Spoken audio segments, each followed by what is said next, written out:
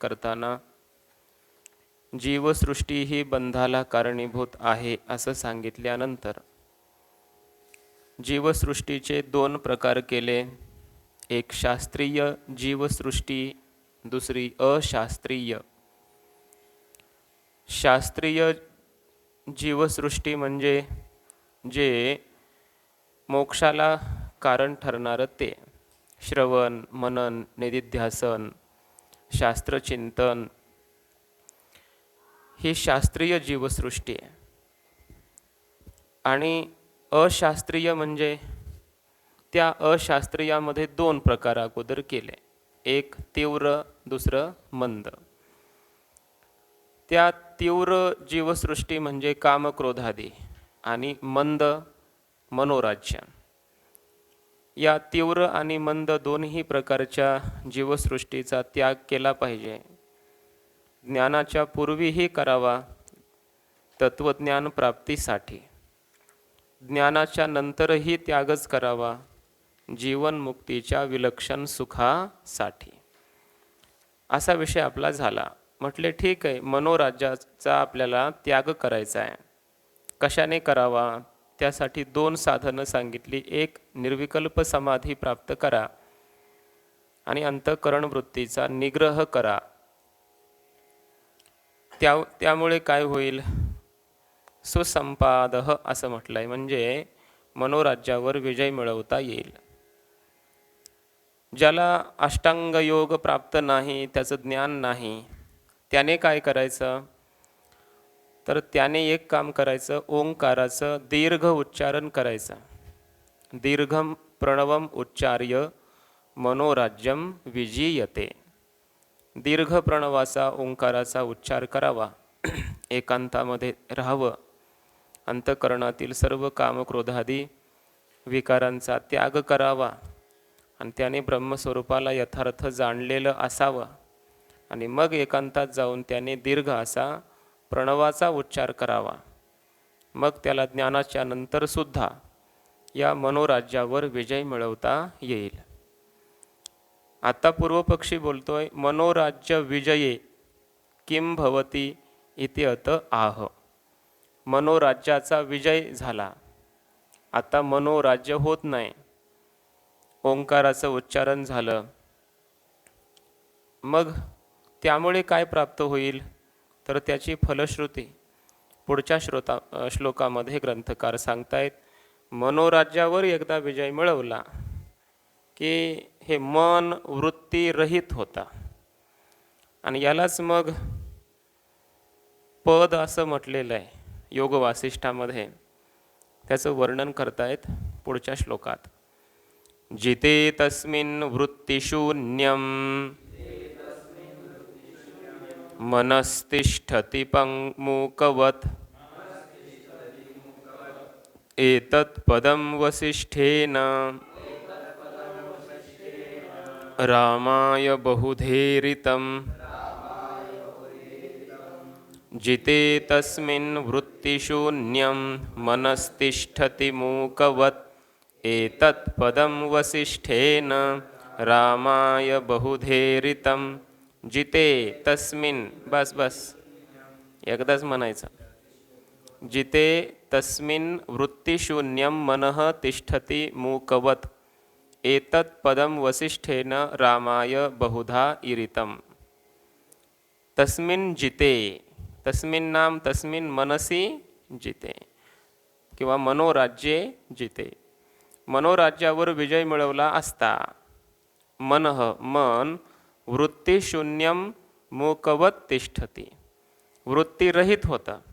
एखाद्या मूक पुरुषाप्रमाणे, मुक्या पुरुषाप्रमाणे ते तिष्ठती म्हणजे राहतं. म्हणजे मनामध्ये कोणत्याही प्रकारचे संकल्प विकल्प होतच नाहीत. इंद्रियांचा जय, वासनेचा क्षय, संकल्पाही वरी नये मन असं म्हटलं आहे. मन कुठला संकल्पच करीत नाही, कुठला विकल्प करीत नाही, कुठला संशय घेत नाही, कुठलं चिंतन करीत नाही, कुठला विषय मनामध्ये येतच नाही. अशी जी मनाची अवस्था त्याला उन्मनी अवस्था म्हणतात. तिथं मन राहिलेलं नाही, कारण मनाने आपलं कार्य सोडून दिलं.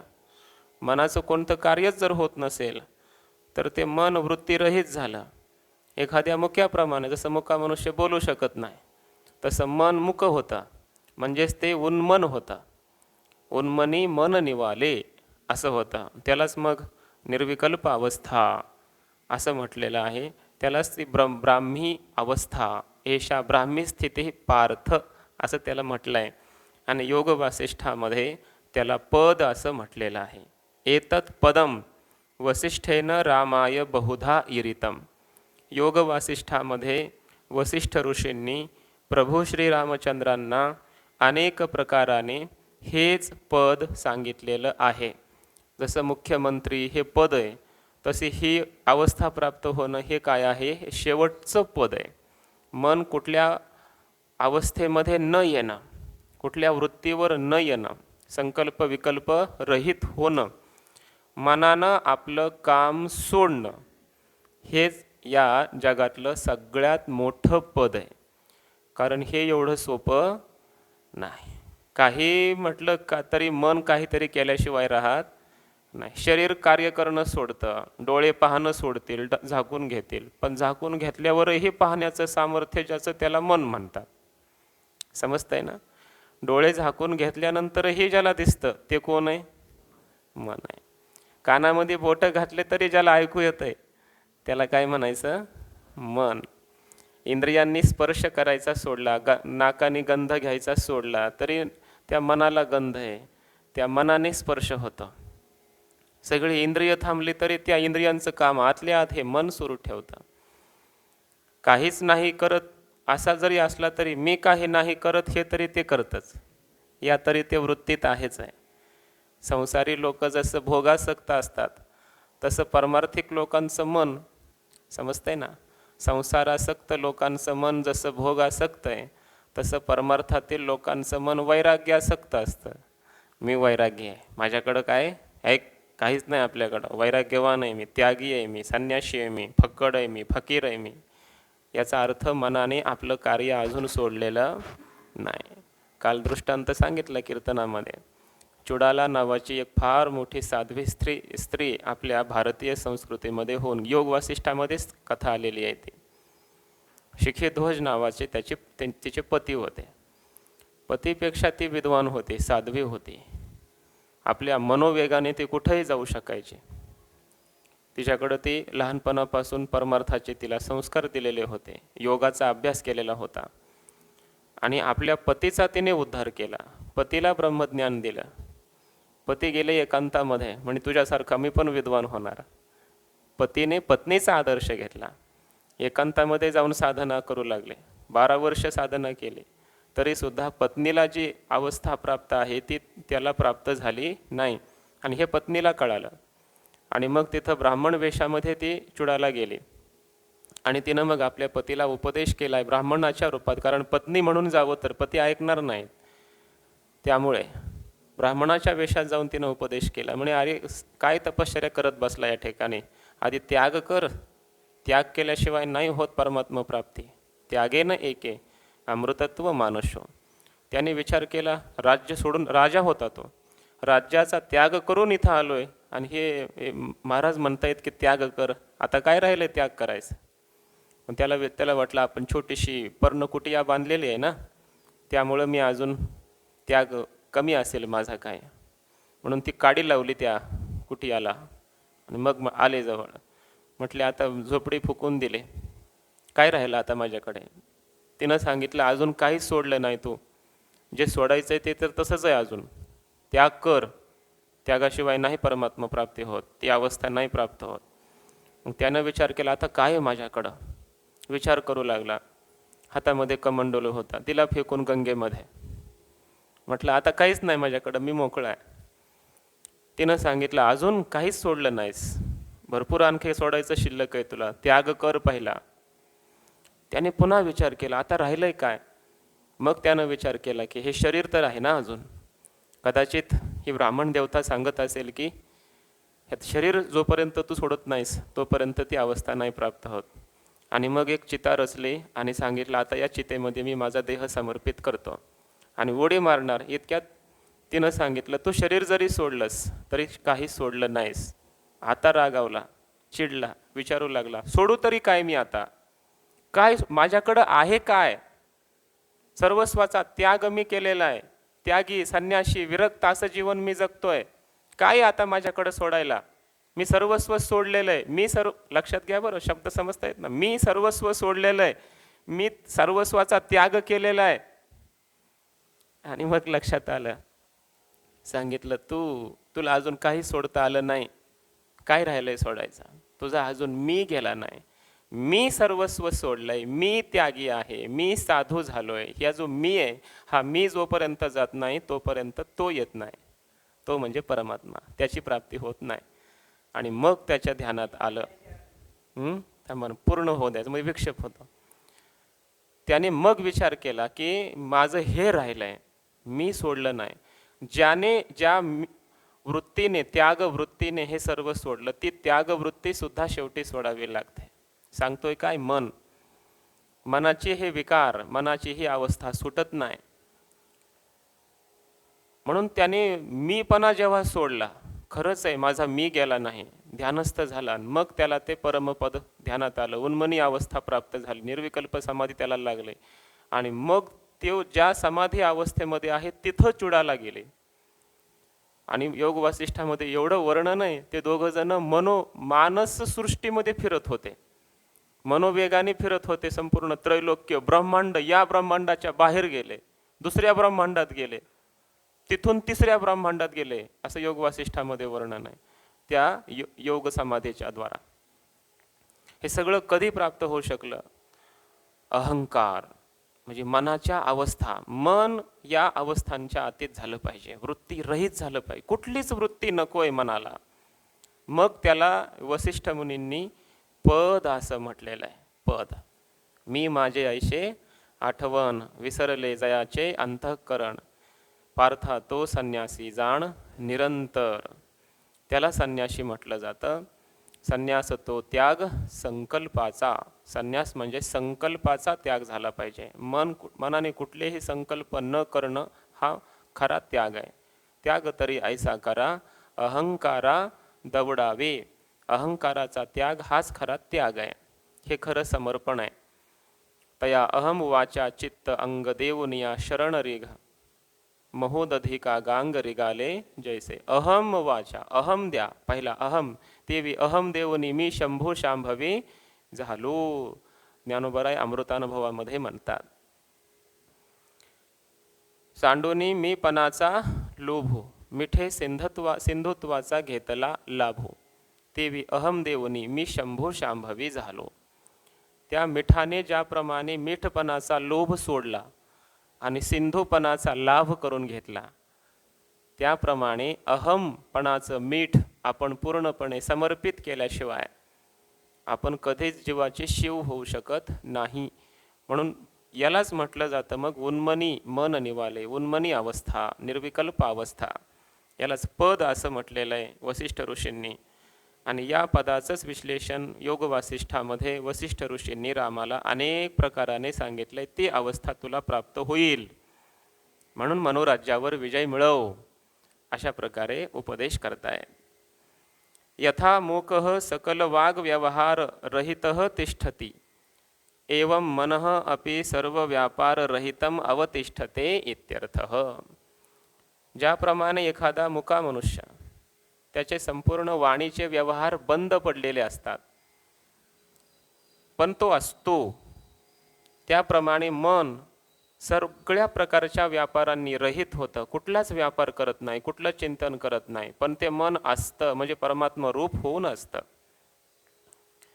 अवृत्तिक मनोवस्थानस्य पुरुषार्थत्वे प्रमाणम आह. असं अवृत्तिक मन जर झालं, अशी अवस्था प्राप्त झाली की मनामध्ये कोणत्याही प्रकारची वृत्तीच नाही, तर अशा अवस्थेलाच परमपुरुषार्थ म्हणतात. याविषयी योग वासिष्ठाचं प्रमाण दिलंय. एतत् पदम, याला पद असं म्हणतात. इयम दशा इत्यर्थः. हे पद म्हणजे ही एक निर्विकल्प दशा आहे, अवस्था आहे. याला तीतातीत अवस्था म्हणायचं. बाबांच्या भाषेमध्ये हे काय? तीतातीत अवस्था म्हणजे काय? जागृतीच्या अतीत, स्वप्नाच्या अतीत, सुषुप्तीच्या अतीत, आणि मग हे याच्या अतीत आहे हे पण त्याला माहिती नाही, याला म्हणायचं तीतातीत. बरोबर ना? सर्वांच्या अतीत आता माझं मन झालंय ही पण त्याला जाणीव नाही, याला म्हणायचं तीतातीत अवस्था. वसिष्ठ श्लोक द्वयवाक्यम उदाहरती. आता कोणत्या श्लोकांनी सांगितलं हे रामप्रभूंना वसिष्ठांनी? तर योग वासिष्ठातील ते 2 श्लोक या ठिकाणी जशास तसे ग्रंथकार सांगतायत पुढच्या 2 श्लोकांच्या द्वारा. आता हे पुढचे 2 श्लोक म्हणजे योग वासिष्ठातले आहेत. दृश्यम नास्तीति बोधेन मनसो दृश्यमार्जनम संपन्नं चेत् तदुत्पन्ना परा निर्वाण निर्वृत्तिः. दृश्यम नास्तीति बोधेन मनसो दृश्यमार्जनं संपन्नं चेत् तदुत्पन्ना परा निर्वाण निर्वृत्तिः. दृश्यम न अस्ति इति बोधेन मनसः दृश्यमार्जनं संपन्नं चेत् तद उत्पन्ना परा निर्वाण निर्वृत्तिः. दृश्यम नास्ति इति बोधेन, हे कोणत्याही प्रकारचं दृश्य जगत नाहीच अशा प्रकारचा बोध झाल्याने मनसः दृश्यमार्जनं संपन्नं चेत, मनाच्या ठिकाणी दृश्याचं मार्जन झालं म्हणजे मन दृश्य या रूपाने शुद्ध झालं की मग तत्परा निर्वाण निर्वृत्ती उत्पन्ना, मग त्यावेळेला परा सर्वोत्कृष्ट निर्वाण निर्वृत्ती संपन्न होते, प्राप्त होते, उत्पन्न होते. त्यालाच निर्वाण असं पद म्हटलं आहे. निर्वाण, निर्वाण म्हणजे काय? तेच शेवटलं कैवल्य प्राप्ती. निर्वाण कैवल्य, निर्वृत्ती म्हणजे आनंद असा अर्थ. कैवल्य स्वरूप असलेला, मोक्ष स्वरूप असलेला, निर्वाण स्वरूप असलेला आनंद त्यावेळेस त्याच्या ठिकाणी उत्पन्न होतो, त्याला प्राप्त होतो. फक्त मनामध्ये हे जे दृश्याचं मालिन्य आलंय हे गेलं पाहिजे, मन शुद्ध झालं पाहिजे. म्हणजे मनामध्ये दृश्य कुठलंच हे जगतातले पदार्थ मनात न येणं म्हणजे मनाचं मार्जन होणं, म्हणजे मनाचं मार्जन होणं. त्या श्लोका आपलं अभंगामध्ये म्हटलं बघा ज्ञानोबा यांनी, सकळही तीर्थे निवृत्तीचे पायी तेथे बुडी देई माझ्या मना. आता दुसरं चरण त्याच्यातलं महत्त्वाचं आहे. आता मी न करी भ्रांतीचे भ्रमण वृत्तीचे मार्जन केले असे. मार्जन म्हणजे हे येतं मनसः दृश्य मार्जनम. हा श्लोक पाठ पाहिजे तर तो अर्थ स्पष्ट तिथं होतो. माझ्या मनाचं मी मार्जन केलं, मनाला मी काय केलं? शुद्ध केलं. म्हणजे काय? त्याला दृश्य वृत्तीवर येऊच दिलं नाही. दृश्याकार कोणत्याही पदार्थाचं मन न होणं म्हणजेच त्याचं शुद्धीकरण. असं मन शुद्ध केलं आणि असं मन निवृत्तीचे पायी, निर्वृत्ती जे आहे, निवृत्ती स्वरूप जे आहे, परब्रह्म स्वरूप आहे, त्या ठिकाणी ते स्थित झालं. मग त्याला निर्वाण म्हणतात, त्यालाच निर्वृत्ती म्हणतात, त्यालाच मोक्ष स्वरूप अवस्था म्हणतात, त्यालाच उन्मनी म्हणतात, त्या परमपद म्हणतात. ते त्याला प्राप्त होतं. तुका म्हणे मन नोहे वृत्तीवरी, तुका म्हणे मग नये वृत्तीवरी, असं आहे तिथं.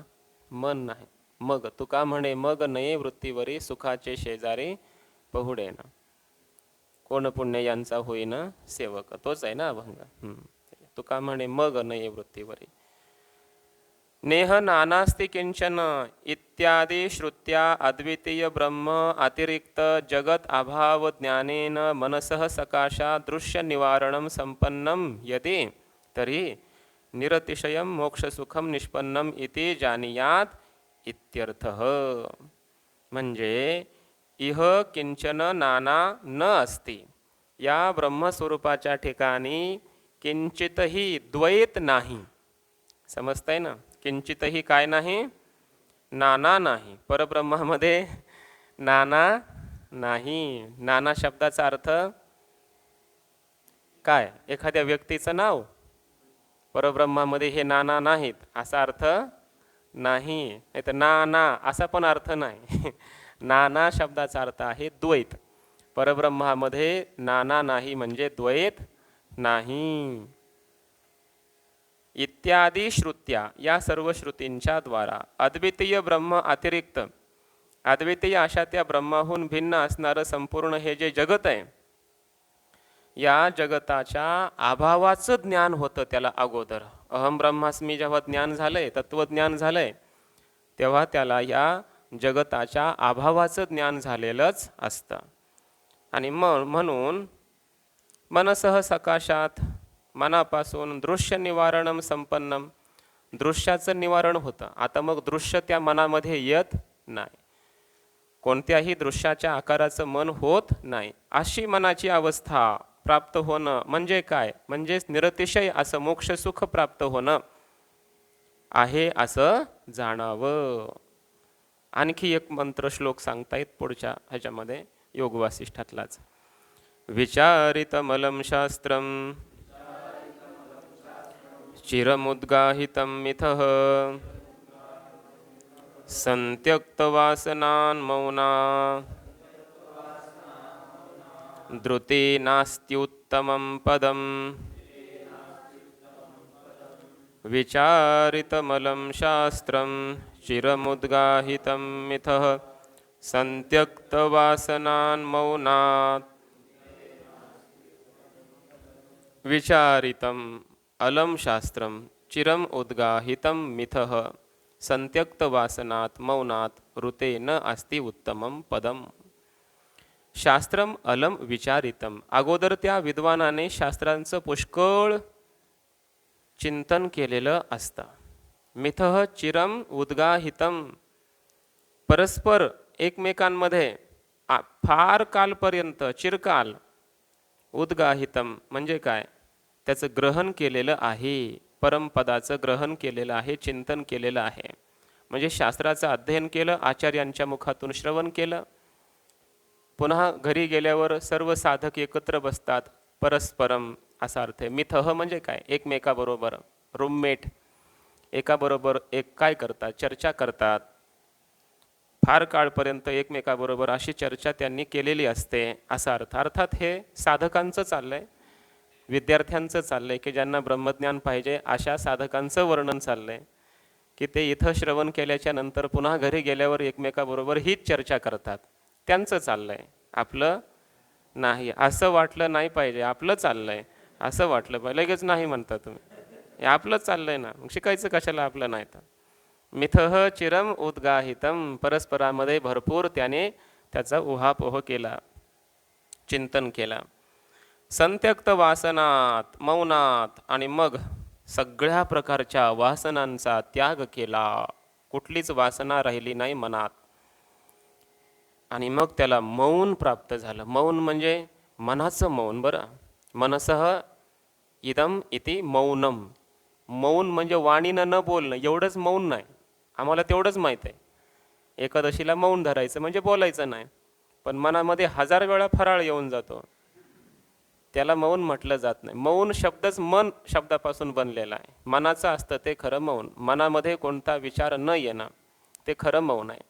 मनामध्ये त्या दिवशी परमात्म्याचं चिंतनच यायला लागलं, समजा आलं तर परमात्म्याचं चिंतनच. नामपाठ मौन प्रपंचाचे, नामाचा पाठ सुरू आहे, प्रपंचाचं मौन धरलं आहे, मनामध्ये दुसरं चिंतन नाही आहे. याला म्हणायचं खरं मौन. वाणीचं मौन नाही, मनामध्ये संसाराचं चिंतन असेल तर ते मौन नाही, खरं मौन नाही. मनामध्ये चिंतन, मग याचा अर्थ मग हे वाणीचं मौन धरायचंच नाही का? धरायचं, पण ते मनाचं मौन सिद्ध होण्यासाठी धरायचं. हळूहळू आपले वाणीचे व्यवहार तर बंद पडले, हळूहळू मनाचे व्यवहार पडतील बंद. एक दिवस मला होईल अवस्था ती प्राप्त, म्हणून वाणीचंही मौन धरावं कधी एकादशीला, आठवड्यातून एखादा दिवस. मग हळूहळू मनातूनही ते विषय काढण्याचा प्रयत्न करावा, मनाचं मौन धरावं. आणि मनाचं खरं मौन त्याला काष्ठा मौन असं म्हटलंय. काष्ठा मौन म्हणजे काष्ठा, शेवटली मर्यादा मनाची, म्हणजे मनामध्ये कोणता विषय न येणं, की ज्याचा विषय चाललाय सुरू आहे आता, निर्विकल्प अवस्था, निसंकल्प अवस्था मनाची सिद्ध होणं, त्याला म्हटलं जातं काष्ठा मौन. परम काष्ठा असते ती मौनाची. संपूर्ण वासना संकल्प त्याग झाला आणि मग असं मौन सिद्ध झालं, काष्ठा मौन. आणि या अवस्थेहून ऋते अन्य उत्तमम पदम न अस्ति. याच्यापेक्षा उत्तम असं पद कोणतंही नाही. हे सर्वश्रेष्ठ पद आहे. पद्यते गम्यते इति पदम, हेच प्राप्तव्य आहे. इथं जायचंय आपल्याला, असा याचा अर्थ आहे. किंच, एवढंच नाही तर अद्वैतशास्त्रम अत्यर्थम विचारितम. अद्वैतशास्त्राचा, वेदांतशास्त्राचा अत्यंत विचार केला, भरपूर विचार केला. तथा त्याचप्रमाणे परस्परम गुरुशिष्यादी संवादद्वारा चिरकालम प्रत्यायितांच. एकमेकांबरोबर म्हणजे गुरु शिष्य आदिपदाने गुरु बंधू हे घ्यायचे. गुरुबंधूंनी परस्परामध्ये, गुरु शिष्यांनी परस्परामध्ये भरपूर कालपर्यंत त्याचं चिंतन केलं, ते ज्ञान ग्रहण केलं.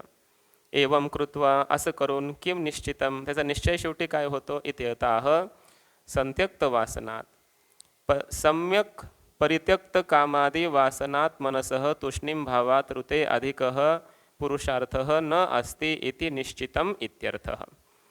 सम्यक प्रकाराने ज्याने परित्यक्त आहे, त्यागल्या काय, कामादी वासना, विषयांच्या संपूर्ण वासना संपूर्णपणे ज्याने सोडल्या, त्याच्या मनाला तुष्णीम भाव प्राप्त होतो.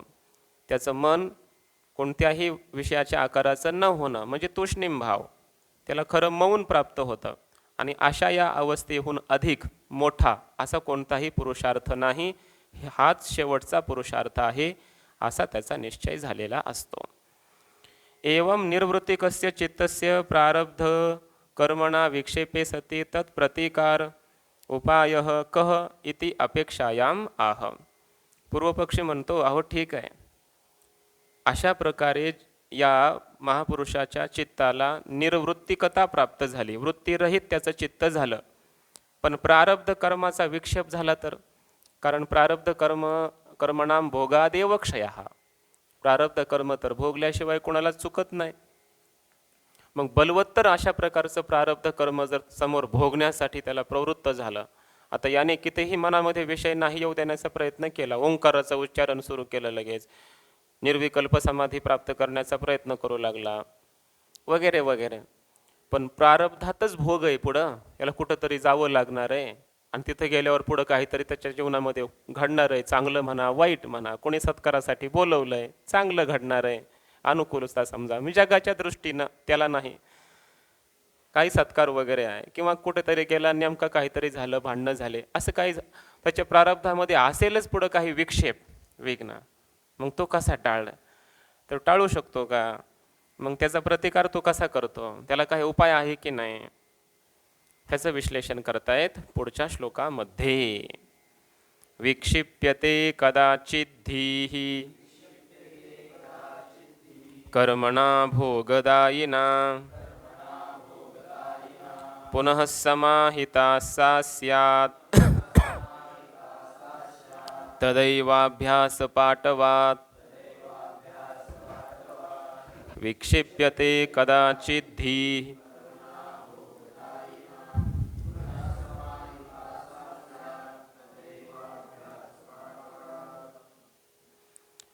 विक्षिप्यते कदाचित धीः कर्मणा भोगदायिना पुनः समाहिता सा स्यात् तदाएव अभ्यास पाठवात. भोगदायिना कर्मणा, भोग देणाऱ्या अशा बलवत्तर कर्माच्या द्वारा. धीही कदाचित विक्षिप्यते, जर त्याची बुद्धी विक्षेपाला प्राप्त झाली, कदाचित विक्षिप्त झाली, चंचल झाली, तर मग तदा सा अभ्यास पाठवात पुनः समाहिता स्यात्. ती पुन्हा अभ्यासाच्या दृढतेने, अभ्यासाची पुन्हा त्यानं काय करावी, दृढता, दृढ करावा अभ्यास. आणि मग दृढ जास्त अभ्यास केला, आणखी जरा त्याला बळ लावलं, कशाचं, अभ्यासाचं बल, चिंतनाचं बल, साधनेचं बल त्यानं वाढवावं. आणि पुन्हा त्यामुळं काय होतं, जरी ते कर्म प्रारब्ध भोग द्यायला आलं तरी ते भोग देतं शरीराला, शरीर त्या अवस्थेमध्ये त्या प्रसंगामध्ये असतं, पण मन अभ्यासामुळं, अभ्यासाच्या बलाने मन मात्र ते परमात्मा स्वरूपामध्ये स्थित झालेलं असतं. पुन्हा ते मन तसंच एकाग्र होतं, स्थिर होतं, समाहित होतं, परब्रह्मामध्ये ताबडतोब लीन होतं. तेवढ्यापुरतं काही काल एखादं तीव्र प्रारब्ध असेल तर तो प्रसंग होऊनही जातो किंवा देहापर्यंत येतो. ज्ञानोबरायांनी तर खूप याचं विश्लेषण केलंय. शस्त्रेवरी तोडिलिया, काय पुढं, का शस्त्रेवरी तोडिलिया, चित्त महासुखी पहुडलिया, चेवोची नये, देह आगी माझी पडिलिया. देह अग्नीमध्ये पडला, शस्त्राने कोणीतरी प्रहार केला त्याच्या शरीरावर. एवढा भयंकर याच्यापेक्षा मोठा काय प्रारब्धाचा भोग असू शकतो. तरी सुद्धा चित्त त्याचं कुठं आहे, महासुखी पहुडलिया, चित्त महासुखामध्ये पहुडलेलं आहे, झोपलेलं आहे, निवांत आहे. चेवोची नाही, त्याला माहीत नाही बाहेर काय चाललंय. इकडे शरीराचं छिन्न भिन्न जरी कोणी करून टाकलं तरी चित्त मात्र परमात्मा सुखामध्ये स्थित झालेलं असतं. एवढा अभ्यास करावा हे सांगायचं. इतका अभ्यास करावा की प्रारब्ध त्याचं काम करेल आणि मनानं आपलं काम करावं. प्रारब्ध देहावर आहे, देहापर्यंत येईल. मन जर परमात्म्यात लावलं असेल तर त्या प्रारब्धानं दिलेले सुख दुःख त्या मनाला कळतही नाहीत. मन मात्र परमात्मा स्वरूपात लीन झालेलं असतं. अशा प्रकारच्या अवस्था त्या महापुरुषाची असते. सदाशिवेंद्र योगी म्हणून मोठे तपस्वी होऊन गेले. आत्ताच्या पूर्वी काही काळामध्ये 50-60 वर्षापूर्वीचा एक काळ आहे, तो फार जुना आहे असंही नाही. ऋषिकेशमध्ये त्या गल्लींमध्ये फिरत असताना एका यवनाने त्यांनी एक हात तोडला, त्यांचा मागूनच हात तोडला येऊन. असे हात करून चालत होते आपल्या आपल्या मस्तीमध्ये, आनंदामध्ये. त्या यवनाला वाटलं मला सलाम केला नाही, नमस्कार केला नाही. राग आला त्याने एक असा हात तोडला. शस्त्रेवरी तोडिलिया. त्यांना माहिती पण नाही, हात गळून पडला इकडं खाली आणि ते योगी असे एक हात आपला असाच आहे आणि चालतायत आपल्या त्याच मस्तीमध्ये, त्याच थाटामध्ये, त्याच आनंदामध्ये. मग त्याला वाईट वाटलं, अरे कोणीतरी हा मोठा महात्मा दिसतोय, साधू आहे. म्हणून तो यवन पुन्हा पुढं आला, त्यानं दंडवत घातला, क्षमा याचना मागू लागला, क्षमा करा, माफ करा महाराज. मग ते बघतायत, काय झालं म्हटले, कशासाठी क्षमा मागतो. म्हणे मी तुमचा अपराध केला. काय अपराध केला. मी तुमचा हात तोडला. बघतायत, अरे खरंच आहे म्हणे. कुठं पडलाय. आताच मागे तुटून खाली पडलाय, घेऊन ये म्हटले, घेऊन ये. आणि मग घेऊन आले, ते हात लावला, इथं बसला, जशाच तसा लागून बसला हात आणि पुन्हा महापुरुष चालायला लागले त्याच अवस्थेमध्ये. याला योग सामर्थ्य म्हणतात. याला मनाची अवस्था. एकदा हे पद प्राप्त झालं ना, निर्विकल्प अवस्था, याला मौन, या मौनाची पराकाष्ठा म्हटलेलं आहे, निर्वाण स्थिती म्हटलेलं आहे. ही अवस्था प्राप्त झाली की सगळ्या रिद्धी सिद्धी स्वतः त्याच्या चरणाला येऊन लोटांगण घालतात ना. त्यामुळं मग ते हात जुटला. याला म्हणायचं शस्त्रेवरी तोडिलिया. पण कुणाची, हो, उडिया बाबांना असंच ते पाठ घेत होते. त्या आश्रमामध्ये काही दुष्ट प्रवृत्तीची लोक आले, गुंड, आणि ते शिव्या घालत होते, काही पण बोलायचे, अपमानास्पद वाक्य बोलू लागले. विद्यार्थी म्हटले, महाराज तो काय बोलतोय. बोलू द्या म्हटले, आपल्याला नाही बोलत. तो जवळ आला, तुलाच बोलतोय म्हणे, तुलाच बोलतोय. विद्यार्थी म्हणायचे, महाराज तुम्हालाच बोलतोय तो. बाबा म्हटले, मला नाही बोलत म्हटले, मला हा बोलू शकत नाही, मला नाही बोलत, आपलं चालू द्या. शेवटी त्याने जवळ आला आणि प्रहार केले त्यांच्या शरीरावर. तेव्हा सुद्धा ते म्हणत होते की यांना कोणी मारू नका, हे माझ्या देहाला मारू शकतात, हे माझ्या देहाला बोलू शकतात, मी जिथं आहे त्यालाही काही अपशब्द वापरू शकत नाही त्याच्याविषयी, कारण मी आत्मा आहे, मी परब्रह्म आहे. त्या आत्मरूप परब्रह्माला हे काय, तिथं वाणी पुरत नाही, त्याला हे मारू शकत नाहीत आणि त्याला हे काही बोलू शकत नाहीत. त्यामुळे यांनी मला नाही मारलं, मी तर अमर आहे असं म्हणूनच ते त्या ठिकाणी गेले महाराज. अशी त्यांची अवस्था होती. याला म्हणायचं चित्त महासुखी पहुडलिया, चेवोची नये. अशी अवस्था त्याला प्राप्त होत असते. भोगप्रदेन प्रारब्ध कर्मणा बुद्धी कदाचित विक्षिप्यते चेत. भोगप्रद अशा त्या प्रारब्ध कर्मामुळे त्याची बुद्धी जर विक्षिप्त झालीच तरी सा बुद्धी ही अभ्यास दार्ढ्यात तदाएव पुनरपि समाहिता स्यात्. त्याच वेळी ती अभ्यासाच्या दार्ढ्यामुळं, दृढतेमुळं ती बुद्धी पुन्हा स्थिर होते, समाहित होते, परमात्म स्वरूपात लीनच झालेली असते. सदा चित्त विक्षेपरहितस्य ब्रह्मवित्वम औपचारिकम इत्याह. ब्रह्मवित्वम अपि औपचारिकम इत्याह. अशा प्रकारे ज्याचं चित्त सदा विक्षेपरहित झालेलं आहे अशा त्या महापुरुषाला ब्रह्मवित म्हणणं हे सुद्धा औपचारिक आहे. कारण तो ब्रह्मवित नाही, आता ब्रह्म आहे, साक्षात तो ब्रह्मच झालेला आहे. ब्रह्मवित नाही, ब्रह्म जाणणारा नाही, तो साक्षात ब्रह्मच आहे असा अर्थ.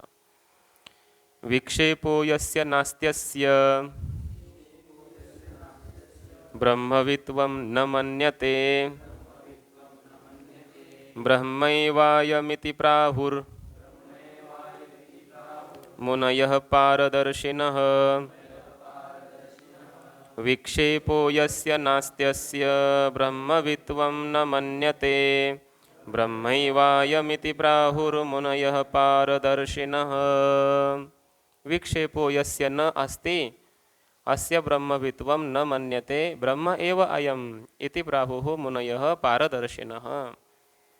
यस्य विक्षेपः न अस्ति, ज्याला कुठला विक्षेपच होत नाही, ज्याचं मन कधी विक्षिप्त चंचल होतच नाही, कुठल्या पदार्थाच्या आकाराचं होतच नाही, त्याचं मन सुखेमी निजलोगा शून्य सारुनी तेथे अशा अवस्थेला प्राप्त झालेलं आहे.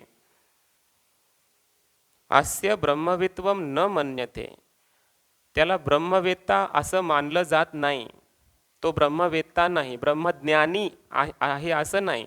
मग पारदर्शिनः, त्या परमतत्वाचं दर्शन करणारे जे पुरुष आहेत, ज्ञानी पुरुष आहेत, मुनयः, जे मननशील आहेत, ते अशा पुरुषाला अयम ब्रह्मैव इति प्राहुः, तो साक्षात ब्रह्मच आहे असं बोलतात. त्याला ब्रह्मवेत्ता म्हणू नये, ब्रह्मज्ञानी म्हणू नये. त्याला मुनी, पारदर्शी पुरुष ब्रह्म म्हणतात. ज्ञानोबराय कसं बोलतात बघा, तया ही देह एककीर आथी. देह आहे ना, त्याला देहामध्ये आहे तो, अजून प्रारब्ध कर्म काही संपलं नाही, देहामध्ये आहे तो ज्ञानी पुरुष. लौकिकी तया ते सुखी दुःखी म्हणती. या जगामध्ये लौकिकामध्ये कोणी त्याला सुखी म्हणतं, कोणी त्याला दुःखी म्हणतं, कोणी कर्ता म्हणतं, कोणी भोगता म्हणतं, कोणी साधू म्हणतं, कोणी ढोंगी म्हणतं. ज्ञानोबराय म्हणतात, आम्हा ते ऐसी प्रतीती परब्रह्मची हा.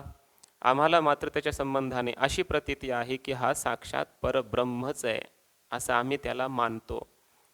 दिसतो तो देहामध्ये, पण असतो तो परब्रह्म साक्षात.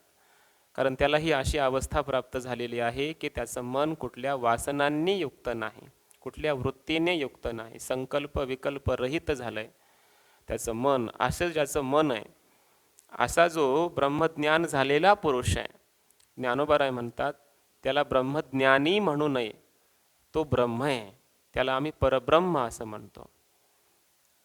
म्हणून ज्ञानोबरायांचं वर्णन करताना सुद्धा असंच केलं. देखे आपुलिया प्रतीती जगची मुक्त, हे ज्ञानोबराय बोलले. त्या महापुरुषाला जग ब्रह्म दिसतं, म्हणून ज्ञानोबरायांना सगळं ब्रह्म दिसतं. म्हणून ज्ञानोबरायांचं वर्णन करताना संत महात्मे म्हणतात, ज्ञानोबराय ज्ञानी नाहीत, ज्ञानी यांचे राजे. ज्ञानोबराय कैवल्याचा पुतळा, प्रगटला भूतळा असं माऊलींचं वर्णन केलेलं आहे. साक्षात कैवल्य प्रकट झालं ते ज्ञानोबराय. साक्षात मूर्तिमंत ज्ञान म्हणजे ज्ञानोबराय असं माऊलींचं वर्णन आहे. ज्ञानी ज्ञानोबराय नाही, ज्ञान म्हणजे ज्ञानोबराय असं त्याचा अर्थ आहे. पारदर्शिनः वेदांत पारगाः इत्यर्थः. या श्लोकामध्ये पारदर्शिनः असा जो शब्द आलाय त्याचा अर्थ आहे वेदांत शास्त्रामध्ये जे पारग आहेत, निपुण आहेत असा अर्थ. वेदांत म्हणजे उपनिषद, उपनिषदावर व्याख्यान करण्यामध्ये जे निपुण आहेत असे जे महापुरुष आहेत, ते अशा पुरुषाला काय म्हणतात, परब्रह्मच म्हणतात. अत्र अपि वसिष्ठ वाक्यम उदाहरते. आता याविषयी सुद्धा की त्याला ब्रह्मज्ञानी म्हणू नये, त्याला ब्रह्म म्हणावं, याविषयी सुद्धा वसिष्ठ महामुनींचं वाक्य योग वासिष्ठातील या ठिकाणी प्रमाण म्हणून देत आहेत ग्रंथकार. पुढचा श्लोक योग वासिष्ठातील आहे. दर्शना दर्शने हित्वा स्वयं केवल रूपतः यस्तिष्ठति स तु ब्रह्मन् ब्रह्मन् ब्रह्मवित् स्वयं दर्शनादर्शने हित्वा स्वयं केवलरूपतः यस्तिष्ठति स तु ब्रह्मन् ब्रह्म न ब्रह्मवित् स्वयं दर्शन अदर्शने हित्वा स्वयं केवलरूपतः यह तिष्ठति सह तु ब्रह्मन् ब्रह्म न ब्रह्मवित् स्वयं। यह जो दर्शनादर्शने हित्वा, दर्शन म्हणजे ज्ञान, अदर्शन म्हणजे अज्ञान, हित्वा म्हणजे सोडून, ज्ञान आणि अज्ञानाच्या पलीकडे गेलेला. मला ज्ञान झालंय याची जाणीव नाही आणि मी अज्ञानी आहे असं कधी म्हणत नाही, जाणीवही नाही नेणीवही नाही. याला म्हणायचं दर्शन अदर्शन हित्वा. स्वयं केवल रूपतः, स्वतः केवल झालेला आहे तो. आता केवल म्हणजे तिथं कोणत्याही प्रकारचं द्वैत राहिलेलं नाही, केवल झाला, अद्वितीय झाला, ब्रह्मच स्वरूपच झाला. असा जो तिष्ठती, असा जो आहे, त्याचा अजून देह नाही पडला, तिष्ठती म्हणजे आहे, जिवंत येतो असा पुरुष, अशा अवस्थेमध्ये सह तू ब्रह्मन, हे ब्रह्मन, सह तू त्याला मात्र स्वयं ब्रह्म असं म्हणावं. तो स्वतः ब्रह्म आहे, ब्रह्मवित न, त्याला ब्रह्मवित असं म्हणू नये, त्याला ब्रह्मवेत्ता असं म्हणू नये, त्याला ब्रह्मच म्हणावं. तो स्वतः ब्रह्मच आहे असा अर्थ. यह ब्रह्म जानामि न जानामि इते व्यवहारद्वयं परित्यज्य स्वयं अद्वितीय चैतन्य मात्रेण अवतिष्ठते सह स्वयं ब्रह्म एव न ब्रह्मवित इत्यर्थः. जो मी ब्रह्म जाणतो असंही म्हणत नाही, अहम ब्रह्म जानामि, मी ब्रह्माला जाणतो असा व्यवहार करत नाही, असं कधी म्हणत नाही. न जानामि इति, मी जाणत नाही असंही नाही. केनोपनिषदामध्येच गेला ना आपल्याला हा विषय. ब्रह्मज्ञान दिलं गुरुजींनी शिष्यांना आणि विचारलं, कळालं का ब्रह्म, झालं का ब्रह्मज्ञान. यदि मन्यसे सुवेदेते दहरमेवापि नूनम. विद्यार्थी म्हणाले, हो झालं आम्हाला ब्रह्मज्ञान, कळालं, असं असं असतं ब्रह्म, तुम्ही सांगितलं तसं. न तत्र चक्षुर्गच्छति न वाग गच्छति नो मनो न विद्मो न विजानीमो, असं ब्रह्म आहे. यन मनसा न मनोते येनाहुर मनोमतम तदेव ब्रह्मत्वं विद्धी. तुम्ही सांगितलं होतं, असं कळालं, असं ब्रह्म आहे. श्रोत्रस्य श्रोत्रम मनसो मनो यद वाचोह वाचम सवो प्राणस्य प्राणः चक्षुषः चक्षुः अतिमुच्य धीराः प्रेत्य अस्माल्लोकाद अमृता भवन्ति. ते ब्रह्म सुवेद, जाणलं, जाणलं ब्रह्म असं म्हणायला लागले. कोण? विद्यार्थी. गुरुजी म्हटले, दहरमेवा पिनूनम, फारच तुम्ही छोटंसं ब्रह्म जाणलं, अभी तो बहुत बड़ा ब्रह्म है, उससे जानना तो अभी बाकी है. अभी तो आप गल्ली में है, दिल्ली तो दूर है. काहीच तुम्हाला ब्रह्म कळालं नाही. मग शिष्य म्हणाले, ज्ञान तर सर्व देऊन झालंय, जसं सांगितलंय गुरुजींनी तसंच श्लोक पाठ करून सांगितलेत गुरुजींना. मग हे कमी ज्ञान आहे असं कसं म्हणतात? काही सांगायचं राहिलंय का? सांगितलंय सगळं. मग आम्हाला ज्ञान, तुम्हाला पूर्ण ज्ञान झालं नाही, तुम्ही दिलं नाही का पूर्ण? पूर्ण दिलंय, आम्हाला पूर्ण कसं नाही? मग विचार करा. आता सांगितलंय तसं एकांतामध्ये साधक गेले, त्यांनी विचार केला, आपलं कुठं चुकतंय, काय झालंय. आणि मग ध्यानामध्ये आलं मागे एक वाक्य छोटंसं गुरुजी बोलून गेले होते, बोलता बोलता, अन्य देव तद विदितात अथो अविदितात आधी. ते जाणण्याच्या न जाणण्याच्या पलीकडं आहे. आणि आपण तर म्हणलो जाणलं, त्याला ज्ञेय केलं. अरे अरे इथं चुकलं आपलं. त्यांनी खूप विचार केला, अभ्यास केला, चिंतन केलं, श्रवण मनन निधिध्यासन केलं, मग गुरुजीकडे गेले. गुरुजींनी विचारलं, हां काय झालं आपला विचार, मग काय मत आहे आपलं? आणि मग शिष्य म्हणाले, नाहम मन्ये सुवेदेति नो न वेदेति वेदच यो नस्तद्वेद तद्वेद नो न वेदेति वेदच. याचा अर्थ असा आहे, आम्हाला हे कळालं. म्हटले काय कळालं? की ते ब्रह्म कळत नसतं आणि ते कधीच न कळणे स्वरूप आहे असं नाही. तिथं न कळणं नाही आणि कळणं पण नाही, हे आम्हाला कळालं. आणि आमच्यापैकी ज्याला कुणाला असं कळालं त्याला कळालं. म्हणजे ते ब्रह्म कळण्याचा विषय होत नाही, न कळण्याचा विषय होत नाही, असं ते ब्रह्म माझं स्वरूपच आहे असं कळालं मला आता. आणि आता काही चुकत असेल तर सांगा. गुरुजी म्हटले, आता तुला कळालं, तुला परब्रह्म स्वरूपाचं परिपूर्ण ज्ञान झालेलं आहे. लक्षात घ्या बरं, तसा इथं विषय आहे. न जानामी आणि जानामी, मी ब्रह्माला जाणतो असंही तो म्हणत नाही, म्हणजे जाणीव नाही तिथं, ज्ञानाचं विषयत्व नाही.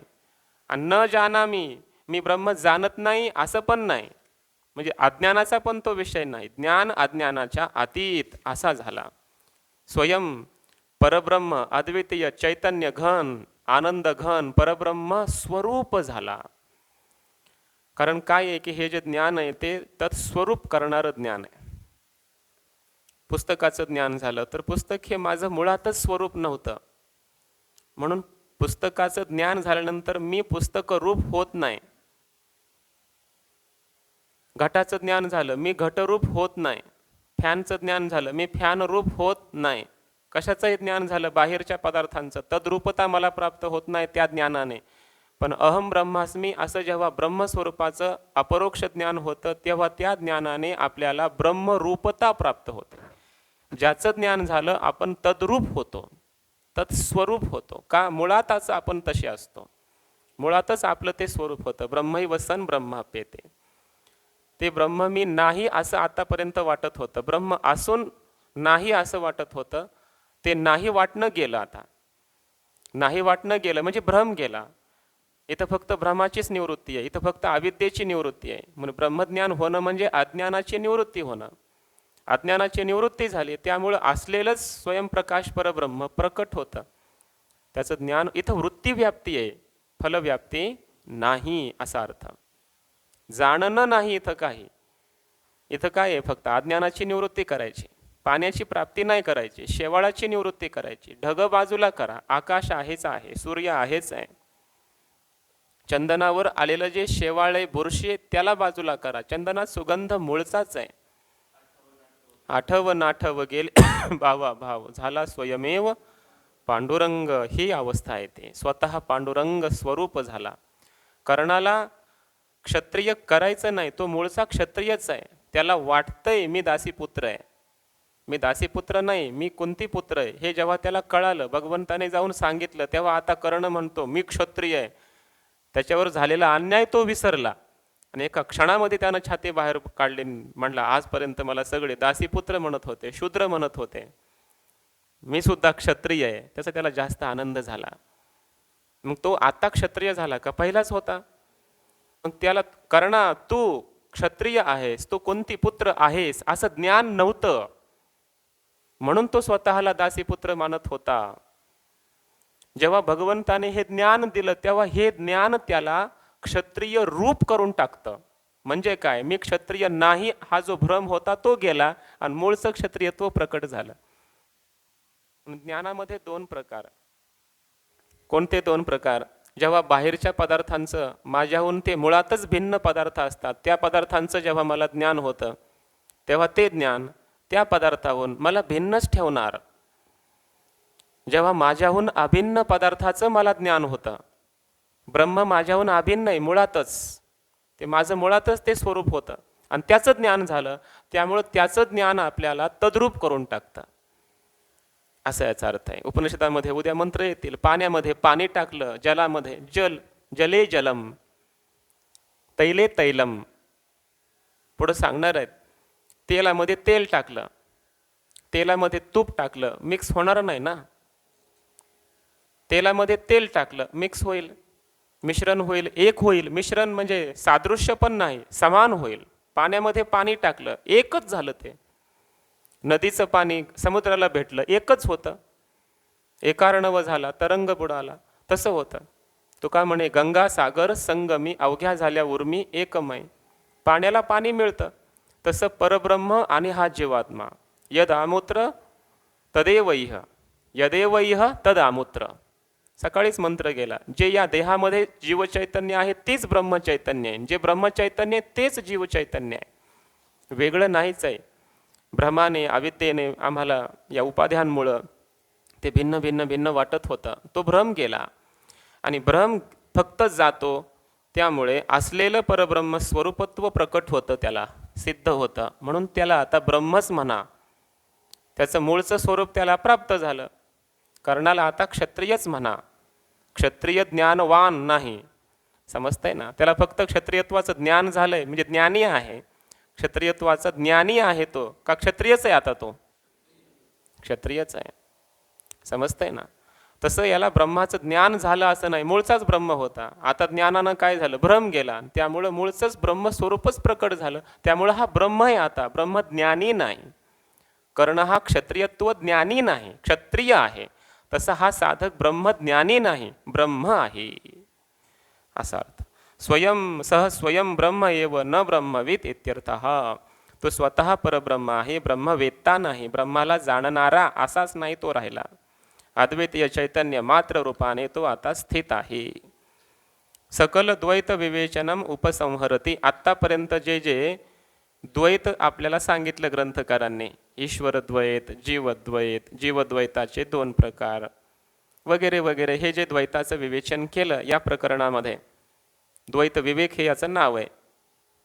तर या विवेचनाचा उपसंहार करतायत पुढच्या श्लोकामध्ये. याची फलश्रुती सुद्धा सांगतायत. जीवन्मुक्ते हे पराकाष्ठा जीवद्वैत विवर्जनात् लभ्यते सावतोत्रेद मीशद्वैताद् विवेचितम्. जीवन्मुक्तेः पराकाष्ठा जीवद्वैत विवर्जनात् लभ्यते सावतोत्रेद मीशद्वैता विवेचितम्. जीवन्मुक्तेः पराकाष्ठा जीवद्वैत विवर्जनात् लभ्यते असौ अतः अत्र इदम् ईशद्वैताद् विवेचितम्. असौ जीवन्मुक्तेः पराकाष्ठा. ही जीवनमुक्तीची पराकाष्ठा आहे. समजतंय ना? त्याला ब्रह्मज्ञानी म्हणू नये, तो ब्रह्मच आहे. इथपर्यंत त्याला जी अवस्था प्राप्त झाली ही जीवनमुक्तीची पराकाष्ठा, शेवटली गती आहे, स्थिती आहे, अवस्था आहे. जीवद्वैत विवर्जनात लभ्यते. जीवकृत जे दोन्ही प्रकारचं द्वैत आहे, या जीवकृत दोन्ही प्रकारच्या द्वैताचा त्याग केल्याने ही अवस्था प्राप्त होते. कारण जीवकृत द्वैतच बंधाला कारण आहे. म्हणून जीवकृत द्वैताचे पुन्हा 2 प्रकार केले, ते शास्त्रीय, अशास्त्रीय. अशास्त्रीयाचे पुन्हा 2, तीव्र, मंद, कामक्रोधादी, मनोराज्य. शास्त्रीय म्हणजे ग्रंथांचा अभ्यास, श्रवण, मनन वगैरे. हे सगळंच जे द्वैत आहे याचा पूर्ण त्याग करायचा. कधी? ब्रह्मज्ञानाच्या नंतर. म्हणजे शास्त्रीय द्वैताचा त्याग ब्रह्मज्ञानानंतर करायला सांगितला, अगोदर स्वीकार. आणि अशास्त्रीय दोन्ही प्रकारच्या द्वैताचा त्याग ज्ञानाच्या पूर्वीही करायचा, ज्ञान प्राप्त होण्यासाठी. ज्ञानाच्या नंतर करायचा, जीवनमुक्तीची ही पराकाष्ठा प्राप्त होण्यासाठी. कारण मनोराज्यावर विजय मिळवला, कामक्रोधावर विजय मिळवला तर काय होतं? अशी मौन अवस्था प्राप्त होते, निसंकल्प अवस्था प्राप्त होते, निर्विकल्प अवस्था प्राप्त होते. आणि याला जीवनमुक्तीची पराकाष्ठा म्हटलं जातं. अशी ही जीवनमुक्तीची पराकाष्ठा दोन्ही प्रकारच्या या जीवसृष्टीच्या त्यागानेच प्राप्त होते. अतः म्हणून अत्र या प्रकरणामध्ये इदम हे ईशद्वैतात् विवेचितम.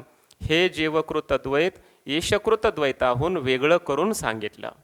अमुक अमुक असं असं असं हे बाहेरचं सगळं ईशसृष्टी आहे, ती साधक आहे, बाधक नाही, आणि ती अत्याज्य आहे, तिचा त्यागही करता येत नाही, बंधाला कारण नाही, सुखदुःखाला कारण नाही. सुखदुःखाला कारण आहे ती जीवसृष्टी. मग सप्तान्न ब्राह्मणे उक्तम, 7 प्रकारचं अन्न सांगितलं, ती जीवसृष्टी आहे. बाहेरच्या पदार्थांना जेव्हा प्रमाणाच्या द्वारा आपण जाणतो, जाणल्यानंतर त्या पदार्थाच्या आकाराची वृत्ती होते आणि तो पदार्थ मनात जातो. मनात गेला की मनातल्या त्या पदार्थाला म्हणायचं जीवसृष्टी. समजतंय ना? बाहेरच्या पदार्थाला म्हणायचं ईशसृष्टी. त्याला जाणल्यानंतर तो मनात जाऊन बसला की मनोमय, मनातला तो मनोमय सृष्टी, ती दुःखाला कारण आहे. ईश्वरानं कुठं सांगितलं मी उत्पन्न केलंय मनात धरून बस म्हणून? समजतंय ना?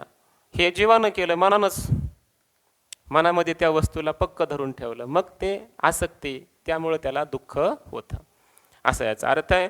तर अशा प्रकारचं हे जीवसृष्टी रूप द्वैत ईशसृष्टीपासून वेगळं करून स्पष्ट रूपाने ग्रंथकारांनी या प्रकरणामध्ये सांगितलं. त्याचं फल आहे जीवनमुक्तीची पराकाष्ठा.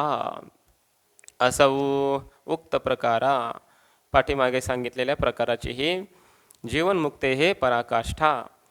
निरतिशय पर्यवसान भूमी. काष्ठा म्हणजे काय? एक अवस्था, भूमी. कशी अवस्था? निरतिशय पर्यवसान, त्या परब्रह्मामध्ये कायमचं पर्यवसान होणं, स्थिती होणं, तद्रूप होणं, अशा प्रकारची अवस्था. जीवद्वैतस्य मनोमय प्रपंचस्य, जीवकृत जे द्वैत आहे म्हणजे मनोमय जो प्रपंच आहे त्याचं विवर्जनात म्हणजे परित्यागात, या मनोमय प्रपंचाचा परित्याग पूर्णपणे त्याग केल्यानंतरच लभ्यते प्राप्यते, प्राप्त होते काय? ही जीवनमुक्तीची पराकाष्ठा. अतः म्हणूनच याच कारणाने कारणात इदम जीवद्वैतम ईशद्वैतात सृष्टद्वैतात, ईश्वराने निर्माण केलेल्या द्वैताहून हे जे जीवकृत द्वैत आहे ते विवेचितम म्हणजे विविच्य प्रदर्शितम, वेगळं करून दाखवलं, भिन्न करून सांगितलं की हे असं जीवकृत द्वैत आहे, ते ईश्वर सृष्टीहून भिन्न आहे, वेगळं आहे. आणि हे जीवकृत द्वैतच मनुष्याला, जीवांना दुःखाला कारण आहे. म्हणून यांचा परित्यागच केला पाहिजे, तरच तुम्हाला जीवनमुक्त अवस्था प्राप्त होईल, तुम्ही मुक्त व्हाल, अन्यथा नाही. म्हणून या ईशसृष्टी आणि जीवसृष्टी या प्रक्रियेच्या, या विवेचनाच्या माध्यमातून ब्रह्मज्ञान प्राप्त करून देऊन आणि ब्रह्मज्ञानाच्या नंतरसुद्धा मनोराज्य, कामक्रोधादी या विकारांवर विजय मिळवणं, या सृष्टीवर विजय मिळवणं आणि त्याद्वारा निसंकल्प अवस्था प्राप्त करून जीवनमुक्त अवस्था प्राप्त करणं, हे सगळं विवेचन या प्रकरणामध्ये केलेलं आहे. ही एक मोक्षप्राप्तीची प्रक्रिया या एका प्रकरणामध्ये सांगितले. एक एक प्रकरण म्हणजे एक एक मोक्षप्राप्तीची प्रक्रिया आहे, एक एक मार्ग आहे. कोणत्याही एका मार्गाने आपण गेलो तरी त्या परब्रह्मस्थितीला प्राप्त होऊ शकतो. असं पंचदशीतील एक एक प्रकरण म्हणजे मोक्षप्राप्तीचा एक एक मार्ग आहे. मार्ग दावुनी गेले आधे दयानिधी संत ते, असे हे विद्यारण्य स्वामी आपल्यासाठी संत आहेत, दयाळू आहेत, कृपाळू आहेत. त्यांनी हे मोक्षाचे मार्ग दाखवलेले आहेत. इति श्रीमद परमहंस परिव्राजकाचार्य श्रीमद भारती तीर्थ विद्यारण्य मुनिवर्य किंकरेण रामकृष्णाख्य विदुषा विरचिता द्वैत विवेक पद योजना. अशा प्रकारे श्रीमानाशा परमहंसाशा परिव्राजकाशा आचार्य रूपाशा श्रीस्वरूपाशा ज्ञानस्वरूपाशा भारती तीर्थ आणि विद्यारण्य मुनिवर्य या दोन्ही महापुरुषांचे किंकर असलेल्या, सेवक असलेल्या, दास असलेल्या, शिष्य असलेल्या अशा रामकृष्णाख्य विदुषा, रामकृष्ण नावाच्या विद्वानांनी विरचिता निर्माण केलेली ही द्वैत विवेक पदयोजना समाप्ता. द्वैत विवेक या प्रकरणावरील पदयोजना, प्रत्येक पदाची योजना करून त्याचा अर्थ सांगणारी ही टीका या ठिकाणी समाप्त झाली. इति श्री पंचदश्याम द्वैत विवेकः. अशा प्रकारे पंचदशीतील द्वैत विवेक हे प्रकरणही या ठिकाणी समाप्त झालं. अथ महावाक्य विवेकः पंचमं प्रकरणं. येनेक्षते शृणोतीदं जिघ्रति व्याकरोति च स्वाद्वस्वादु विजानाति तत्प्रज्ञानमुदीरितं. येनेक्षते शृणोतीदं जिघ्रति व्याकरोति च स्वाद्वस्वादु विजानाति तत्प्रज्ञानमुदीरितं. आता या पुढच्या प्रकरणामध्ये महावाक्य विवेक येणार आहे. 4 महावाक्य आहेत. अहम ब्रह्मास्मी, प्रज्ञानम ब्रह्म, अयमात्मा ब्रह्म आणि तत्वमसी. एका एका वेदाचं एक एक महावाक्य आहे. महावाक्यांमध्ये जीव आणि ब्रह्माची एकता प्रतिपादन केलेली असते. तर त्या प्रत्येक पदाचा अर्थ, अहम म्हणजे काय, ब्रह्म म्हणजे काय, अहम ब्रह्मास्मी, अयम आत्मा ब्रह्म.